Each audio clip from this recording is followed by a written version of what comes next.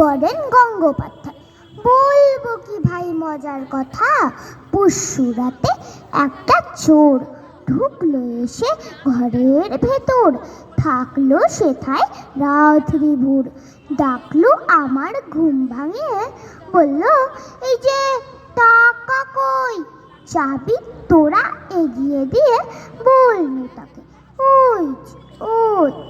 চোর মশাই বেজায় রসিক, হাসলো খানিক, তারপরে বলল হেঁকে সোনা দানা সব কিছু আর ব্যাগ ভরে।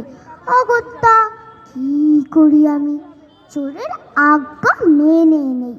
চোরের যত গোপন কথা অল্পে অল্পে জেনে নেই।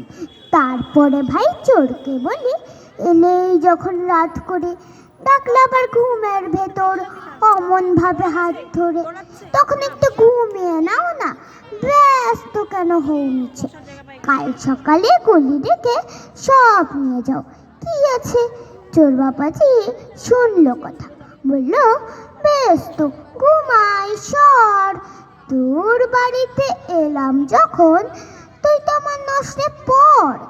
কিন্তু একটা কথা বলি, পুলিশ এলে খবর দিস, ওদের জ্বালায় জীবনটা মোর বিষ হয়ে যায় অহর্নিশ।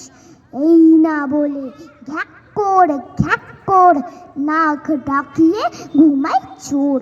আমি বসে পাহারা দেই ঘরের মাঝে রাত্রে ভোর। সকালবেলা লজ্জা পেয়ে চোরটা বলে এবার যাই। আমি বললাম গরিবখানায় আবার কিন্তু এসো ভাই, নমস্কার।